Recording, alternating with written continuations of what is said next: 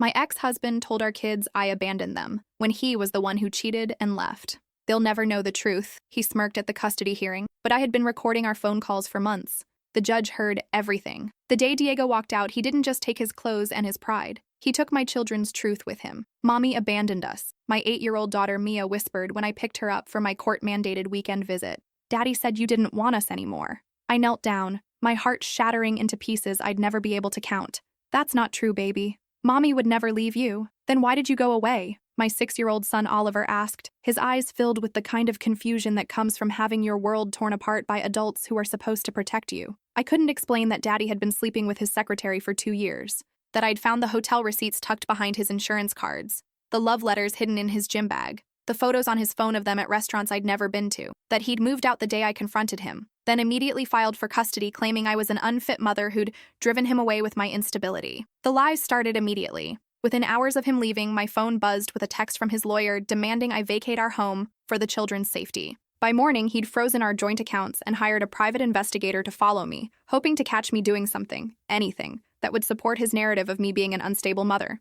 Your mother is unstable, Diego had told the court-appointed mediator smoothly during our first session. She's been drinking heavily since I left. The children need stability, and unfortunately, she can't provide that in her current state. It was a masterpiece of manipulation wrapped in expensive suits and crocodile tears. He'd even brought witnesses, his mother and sister, who swore they'd seen me stumbling drunk at school pickup lines and parent-teacher conferences. The fact that I'd been on crutches from a sprained ankle for 3 weeks apparently escaped their selective memory. His sister testified that she'd smelled alcohol on my breath during Thanksgiving dinner. She conveniently forgot to mention that I'd been taking prescription cough syrup for bronchitis, something my medical records clearly showed. But Diego's lawyer dismissed as suspicious timing, but the family court system ate it up. After all, Diego was the successful businessman with the steady income and the pristine reputation in our small town. I was just the stay-at-home mom who'd let herself go and couldn't handle the pressure of marriage and motherhood. My lawyer, the one I could barely afford after Diego drained our joint accounts before I could react, was fresh out of law school and clearly overwhelmed by Diego's high-powered legal team.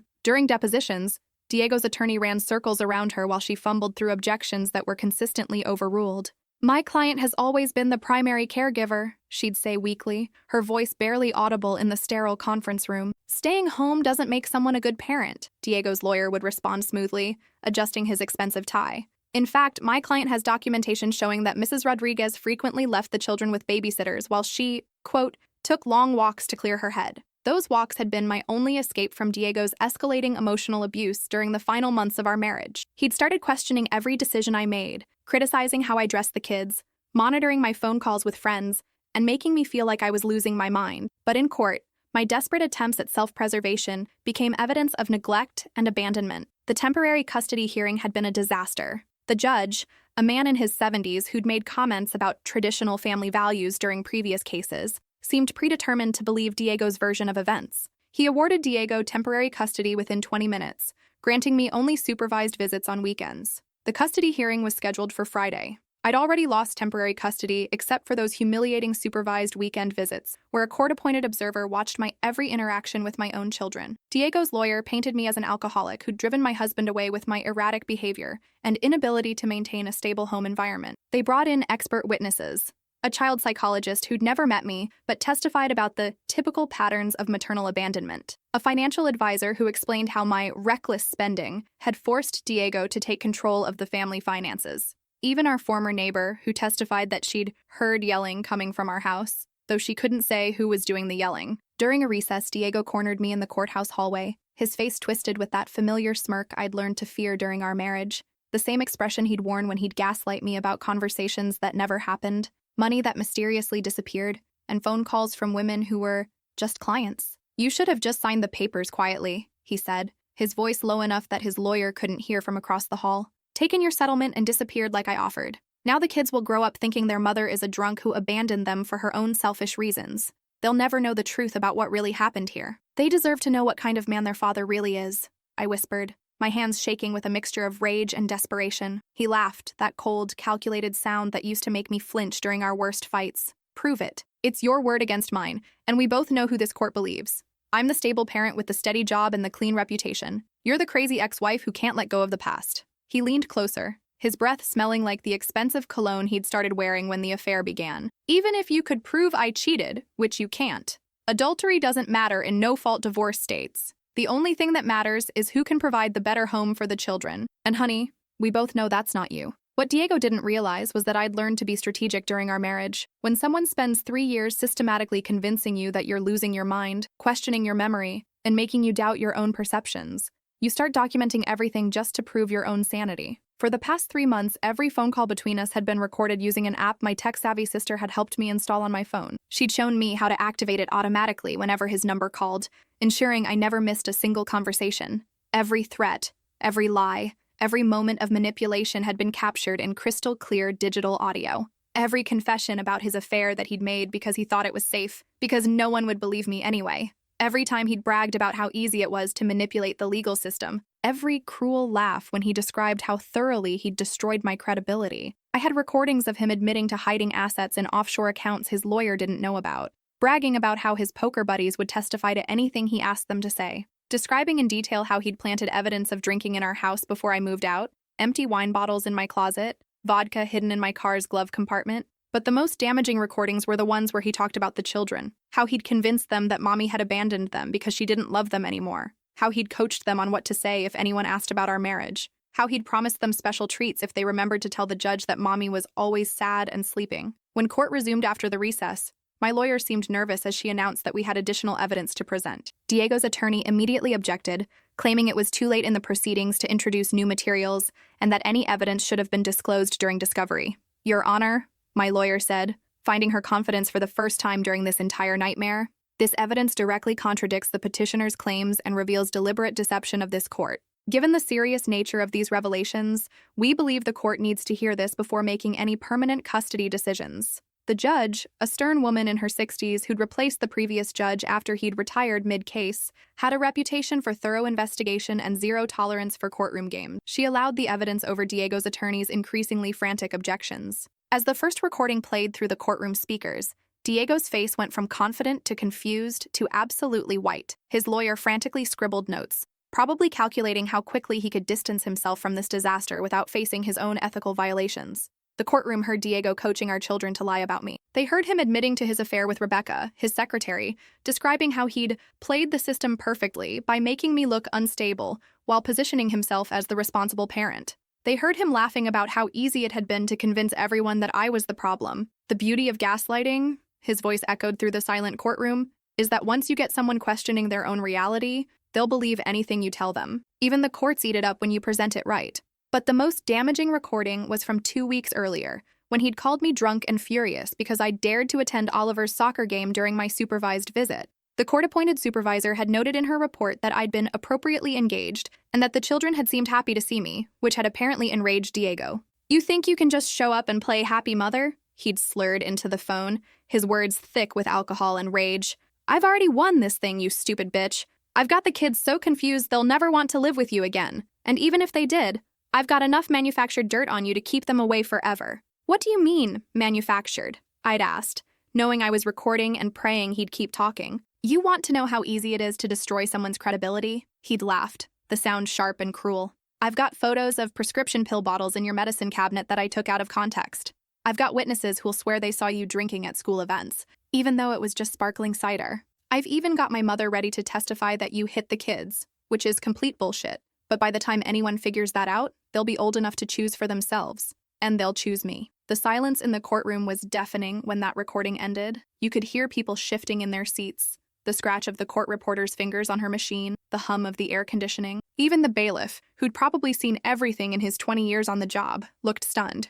Diego's lawyer immediately requested a recess, but the judge denied it. She wanted to hear everything right then and there, while the evidence was fresh and before anyone could disappear or destroy additional proof. For the next hour, the court listened to months of Diego's manipulation, lies, and systematic destruction of my reputation. They heard him admit to planting evidence, bribing witnesses, and methodically alienating my children from me. They heard him describe his affair in graphic detail, laughing about how he'd convinced me I was paranoid when I'd started asking questions about his late nights and weekend business trips. One recording captured him talking to Rebecca about their plans for the future. "Once I get full custody, we can move wherever we want," he'd said. "The kids will forget about her eventually. Kids are resilient like that. We'll be like a real family, just the 4 of us." Another recording revealed his true feelings about fatherhood. Honestly, I never wanted kids in the first place, he'd confessed to his drinking buddy. But they're useful now. Nothing makes you look more sympathetic in court than being a devoted single father fighting for his children. When the recordings finally finished, the judge looked at Diego with barely contained disgust. In 30 years of marriage and family law, she said later, she'd rarely seen such a calculated campaign of parental alienation and systematic court deception. Mr. Rodriguez, she said, her voice cutting through the silence like a blade. In 30 years on this bench, I have rarely encountered such a deliberate and malicious campaign of deception. You have not only lied to this court repeatedly, but you have emotionally abused your children by manipulating their perceptions of their mother. Diego's lawyer tried to object, claiming the recordings were illegally obtained and should be inadmissible, but the judge cut him off with a wave of her hand. In this state, single-party consent recordings are admissible when they reveal criminal behavior or fraud upon the court, she said firmly. Your client has just admitted to perjury, evidence tampering, witness intimidation, and emotional abuse of minor children. I am frankly surprised you're still sitting there instead of advising your client to invoke his Fifth Amendment rights. She turned to face Diego directly, and I saw him shrink back in his chair like a child caught in a lie. Furthermore, Mr. Rodriguez, coaching children to provide false testimony constitutes child abuse under state law.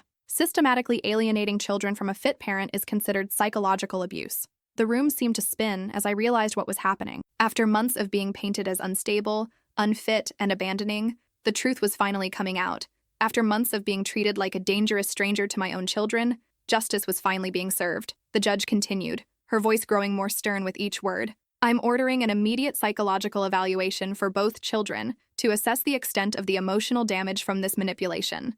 I'm also ordering a complete financial audit of both parties to determine the full extent of Mr. Rodriguez's asset hiding. And effective immediately, I'm awarding emergency custody to Mrs. Rodriguez, with Mr. Rodriguez's parental rights suspended, pending a full investigation by Child Protective Services. Diego shot to his feet, his carefully constructed facade finally cracking completely. You can't do this! Those recordings are taken out of context. She manipulated me. She's the one who— Sit down, the judge commanded, her voice thundering through the courtroom. You're already facing potential criminal charges for perjury and contempt of court.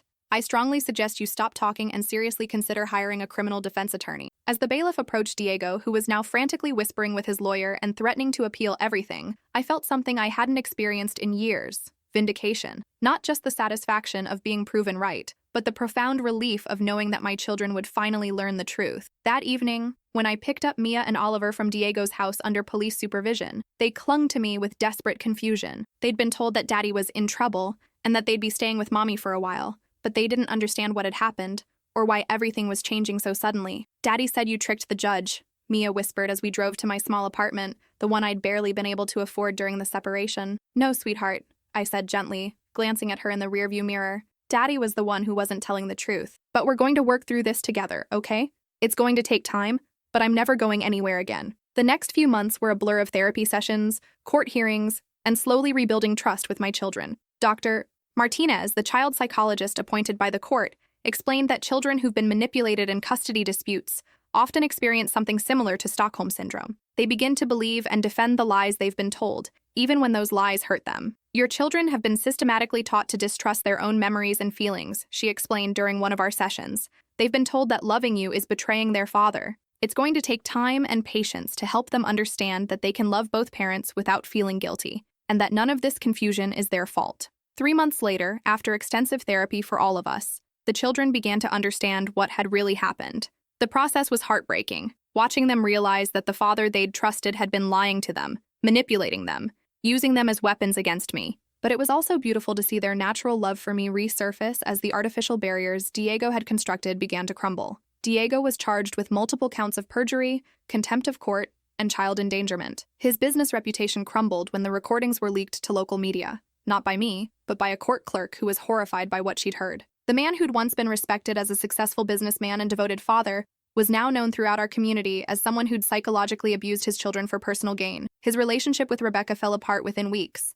Apparently, learning that your boyfriend had manipulated his children and destroyed his ex-wife's reputation was a deal-breaker, even for someone who'd been complicit in the affair. She quit her job and moved to another state, leaving Diego alone with the wreckage of his choices. The therapy helped Mia and Oliver process their confusion and anger, but also their guilt. Dr. Martinez explained that children often blame themselves when parents manipulate them, feeling like they should have known better or been stronger. Your daddy was hurting inside, and hurt people sometimes hurt others, she told them during one session. That doesn't make what he did okay, and it's not your job to fix grown-up problems. You were just kids trying to survive in a very confusing situation. Oliver, now 7, looked up at me one day while we were making dinner together in our new house, the one I'd been able to afford after Diego was forced to pay proper child support and reimburse the assets he'd hidden. "Mommy, are you sad that Daddy lied about you?" I knelt down to his level, looking into those sweet brown eyes that had been filled with so much confusion and pain for so many months. "I'm sad that it happened, but I'm happy that we know the truth now, and I'm happiest that we're together." Mia appeared in the doorway, clutching the stuffed elephant she'd rediscovered in her old toy box, the one Diego had hidden away because it reminded him of better times with me. "Mommy, Doctor Martinez says we don't have to choose sides anymore." "That's right, baby," I said, pulling both children close. "You never should have been put in that position in the first place." Over the following months, we established new routines. Saturday morning pancakes became our tradition, something we'd never been allowed to do when Diego controlled our schedule. I taught Mia how to braid hair, something she'd been asking about for years, but Diego had dismissed as frivolous. Oliver discovered a love for reading that had been stifled when Diego insisted he focus only on practical skills, like sports and math. A year later, Diego attempted to regain visitation rights, claiming he'd undergone counseling and wanted to rebuild his relationship with the children. His new lawyer painted him as a reformed man who'd made mistakes in a moment of emotional crisis. The judge reviewed the case carefully, reading through reports from Diego's court-mandated counselor, the children's therapist, and a new psychological evaluation. She interviewed Mia and Oliver privately, asking them how they felt about potentially seeing their father again. Both children, now 9 and 8, had developed a clarity about the situation that was both heartbreaking and impressive. Mia told the judge that she loved her daddy, but was scared he would lie to her again. Oliver said he wasn't ready to see daddy yet, because he still had nightmares about being in trouble for loving mommy.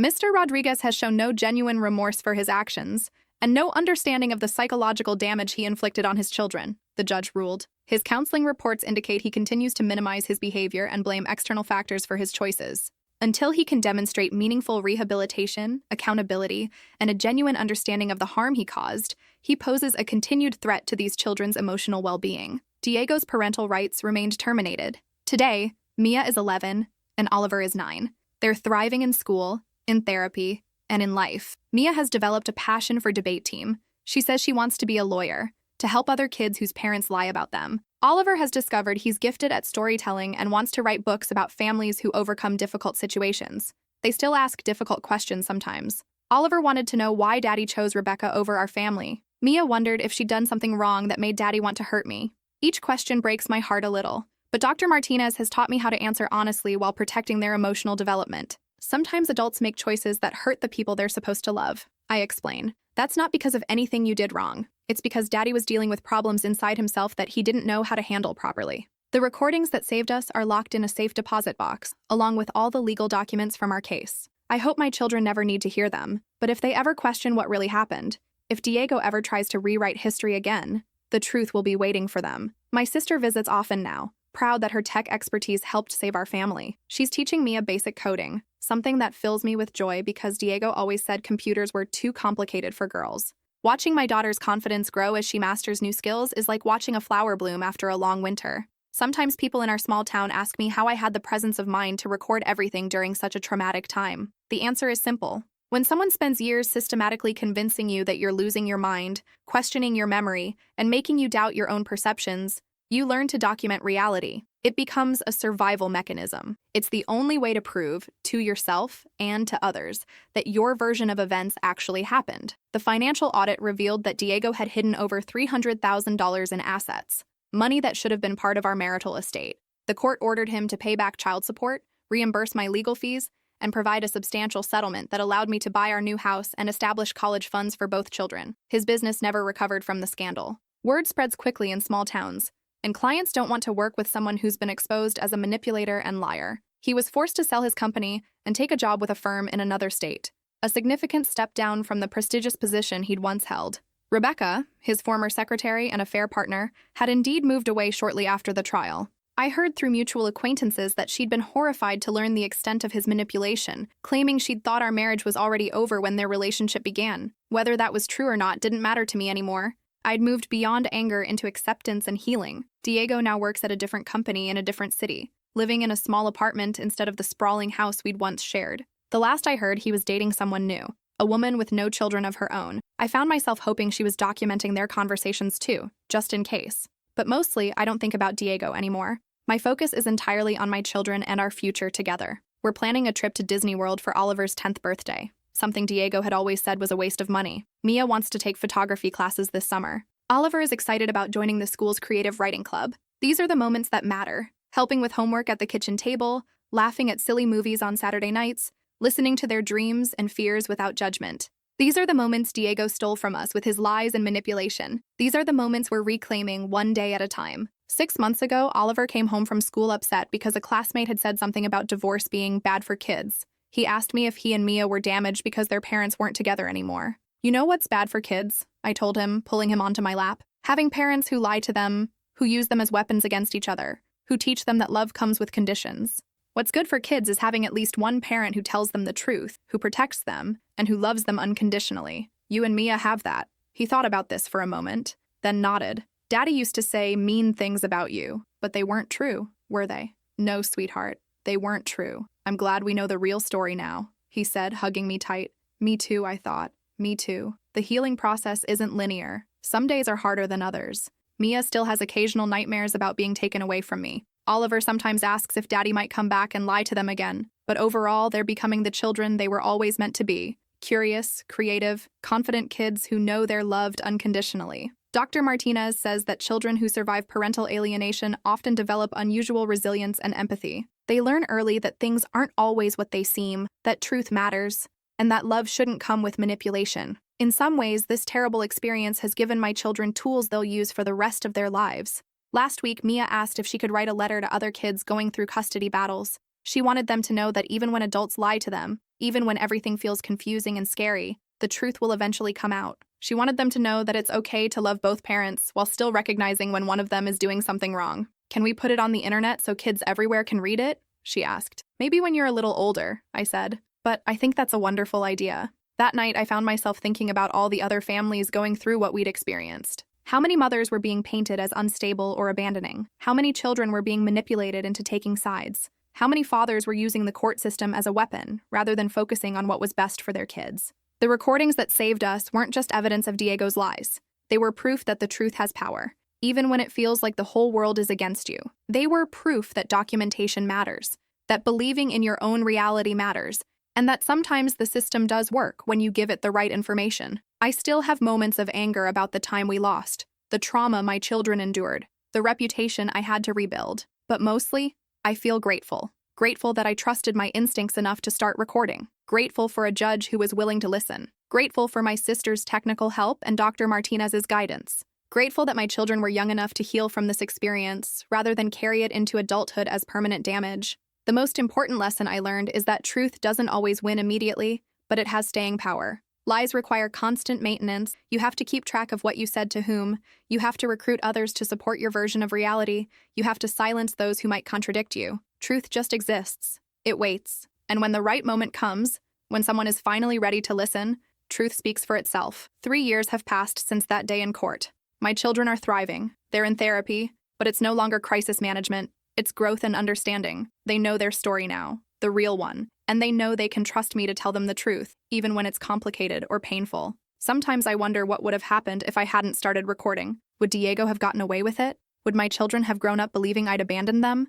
Would I have spent the rest of my life being treated as the unstable ex-wife who couldn't handle the truth? The thought terrifies me, but it also strengthens my resolve to help other parents in similar situations. When people ask me for advice about difficult custody cases, I always say the same thing. Document everything, trust your instincts, and never stop fighting for your children's right to know the truth. Because in the end, the truth doesn't just set you free, it sets your children free too. And that's worth any amount of legal fees, stress, or heartache. That's worth everything. Now, when people ask me how my story ends, I tell them it doesn't. This isn't a conclusion, it's a beginning. Every day, my children and I are writing new chapters. Chapters about trust, healing, and the unbreakable bond between a mother and her children. Chapters about standing up for what's right, even when the whole world seems against you. Chapters about the power of truth to cut through the darkest lies. And those are the chapters that matter most.